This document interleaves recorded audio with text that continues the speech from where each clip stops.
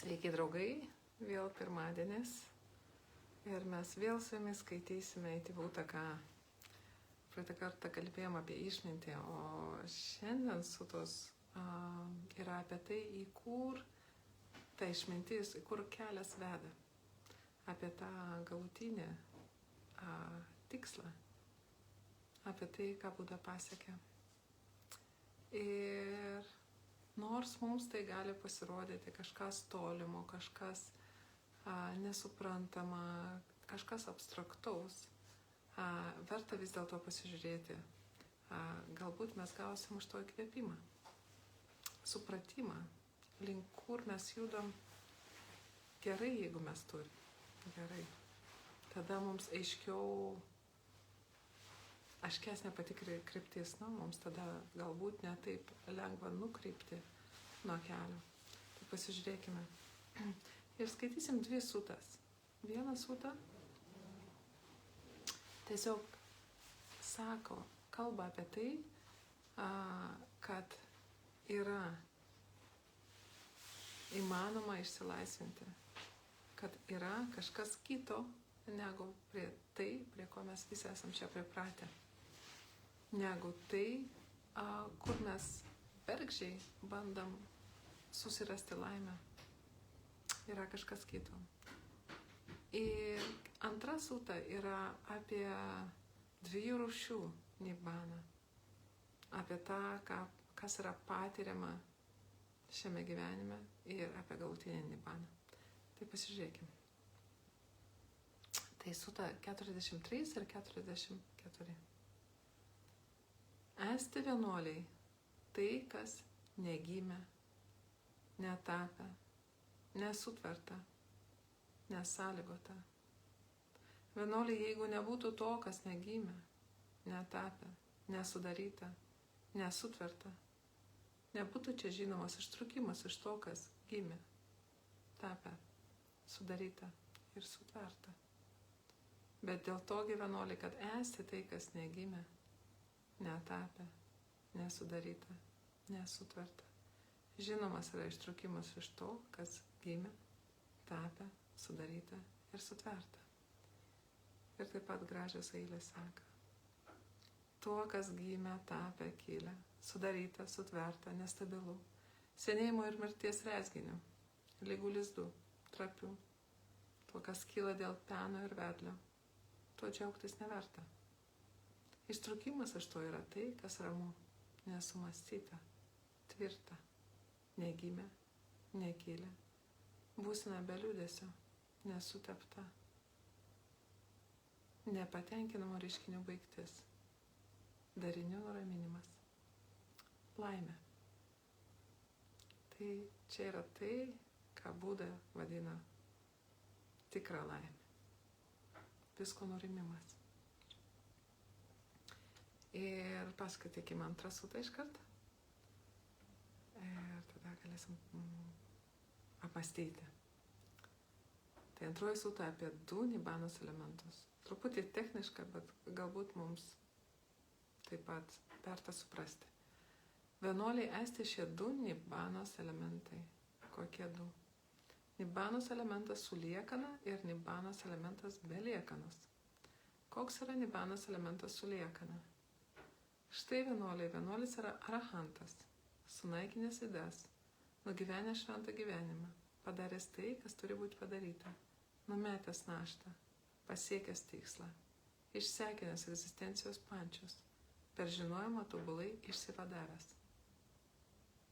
Jo 5 sandai vis dar tęsia egzistuoti, nes jie nėra pažeisti ir jis patiria tai, kas miela ir nemiela, jaučia malonumą ir skausmą. Jo aistros sunaikinimas, neapykantos sunaikinimas ir paklydimo sunaikinimas, tai vadinama nibbanos elementų su liekana. Koks yra nibbanos elementas be liekanos? Štai vienuolis yra arahantas, sunaikinęs ydas, nugyvenęs šventą gyvenimą, padaręs tai, kas turi būti padaryta, numetęs naštą, pasiekęs tikslą, išsekinęs egzistencijos pančius, per žinojimą tobulai išsivadavęs. Jam vienuoliai jau šiame gyvenime visi jausmai nurims, nes jais nebesidžiaugiama. Tai vadinama nibanos elementų beliekanos. Šie vienuoliai yra 2 nibanos elementai. Šios 2 nibanos elementus parodė regentysios nepriklausomas, nepaveikiamas. Vienas elementas jau šiame gyvenime suliekana, tai vedlioj būti sunaikinimas, o kitas beliekanos. Vėliau, kai visos būtis baigėsi.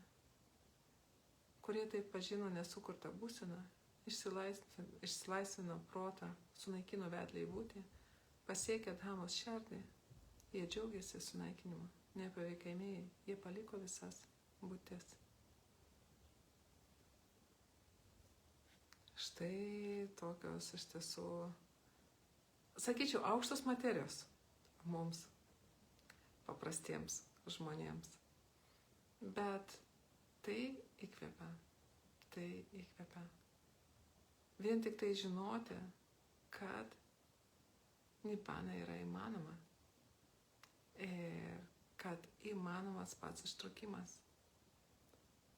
Kai mes sekam keliu Budos mokymu, jis yra labai paprastas.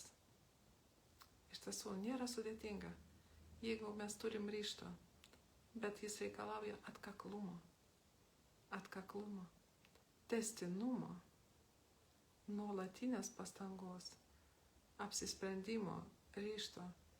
Ir jeigu jau mes esame apsisprendę ir mes sekam to keliu, žingsnis darom, žingsnis po žingsnį.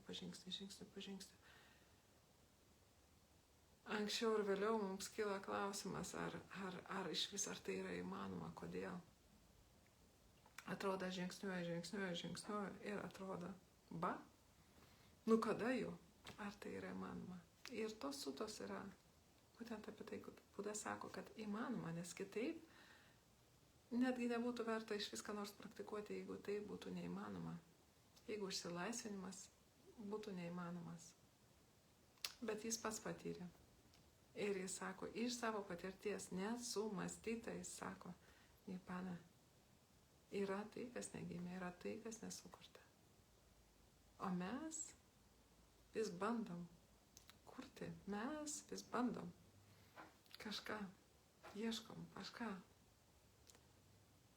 Vietoj to, kad judėti į nurimimą, į nuraminimą. Viso ko, visų aistrų, visų troškimų, nuraminimą. Ir čia buvo paminėtas vedlys į būtį. Jis sunaikino vedlį į būtį. Kas tas vedlys? Kaip manote? Kas mus veda į būtį? Troškimas? Troškimas yra tai, kas veda mus, verčia mus vėl ir vėl. Tai tas, kuris sunaikina tą vedlį, jis sunaikino vedlį į naują būtį. Naujos būties nebebus. Jis visiškai numalšino visas aistras, neapykantas, visą paklydimą. Tai tokiai vadina, kol jis dar gyvena. Jis dar patiria samsarą. Jis dar patiria. Tokį vadina, kad jis pasiekė nibaną suliekana. Tai užgeso tik tai teršalai. Tai, kas veda į būtį. Bet jis vis dar patiria skausmą ir malonumą. Tie dalykai vis dar yra. Ir Buda, kai mes skaitome sutas, mes matom, kad Buda sako, Saripūta, duok pamokymą vienuoliams, man skauda nugarą. Aš pailsėsiu. Ar kad Buda sėdė atsirėmęs į stulpą, nes jiems skauda nugarą, jiems skaudėdavo nugarą. Nežiūrint į tai, kad jis buvo visiškai nušvitusi būtybė, pasiekusi aukščiausio, kas yra įmanoma šitam dvasiniam gyvenime, aukščiausio. Jam skaudėdavo nugarą. Tai jis pasiekė nibaną suliekaną. Kai šitas kūnas susidėvėjo ir atėjo laikas, pasibaigė galiojimo laikas šito kūno. Kai jis nustojo, tada užgeso, atėjo ta nibana beliekanos, visiškas užgesimas. Užgesino tą patyrimo našta. Malonumą, nemalonumą. Taip, nušvitęs žmogus, jisai nereaguoja su neapykanta, bjaurėjimusi, atstumimu tuo, kas yra nemalonu. Taip, jisai netrokšta ir nesikabina į tai, kas yra malonu. Bet tie patyrimai vis tiek yra. Jie vis tiek yra. Patiria skausmas. Kitose vietose, kitoje vietoje Buda sako, kad skausmą nušvitęs žmogus, arahantas, mato skausmą kaip strėlę. Kaip strėlę. Tai vis tiek yra. Vis tiek patirima. Bet įmanomas galutinis užgesimas. Ir jis ateina, vėliau jis ateina. Tas galutinis užgesimas. Tai mums gali atrodyti tai kažkas labai aukšto, kažkas labai tolima. Bet galbūt šitos sūtos, tegul jos būna mums įkvėpimo ir supratimo, kad tai yra įmanoma žingsnis po žingsnis, žingsnis po žingsnis. Kartais, aš jums pasakysiu, man bent jau, kartais baisu. Kartais baisu. O kas, jeigu nepavyks? Kai tu dedi visą save į tą kelią. O kas, jeigu nepavyks? Bet tokie pamokymai ar skaitimai, kai kažkam pavyko, kažkas pažino, įkvepia toliau žengti, toliau daryti tos žingsnius. Nepasiduoti. Nes mes niekad nežinom, kurgi tas galas, kada jis ateis. Kai skaitai pamokymus ar patirtis vienuolių, vyrų ar moterų. Ir matai, kaip jie lygiai taip pat. Jiems kildavo abejonės taip pat ir lygiai taip pat. Ir jie prašo tą pabudimo akimirką, kada jie suvokia, kada jie pažino tą, kas nesukorta, tą visišką nurimimą. Tai atsitiko visiškai netikėtai, visiškai paprastai. Beplaunant kojas, pavyzdžiui, ar užgesinant lempą, labai trivialiai nieks negalėjo žinoti, kad tą akimirką tai atsitiks.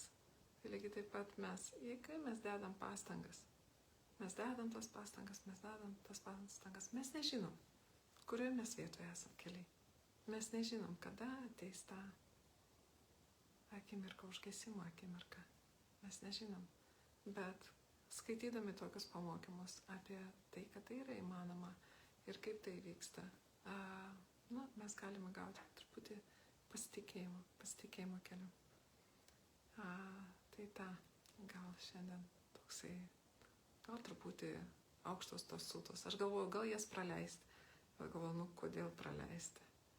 Tada gal ir kitas praleisti ir dar praleisti. Jeigu jau skaitom visas, tai tegu šitą savaitę mums bus kvėpimo savaitė apie tai, kad yra įmanoma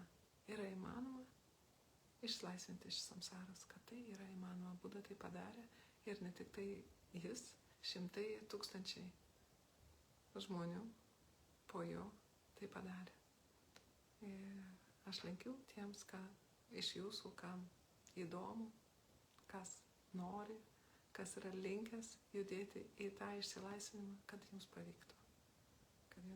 Kad mums visiems pavyktų. Kitą pirmadienį skaitimų nebus, tai už 2 savaičių pratęsime. Gerų jums savaičių.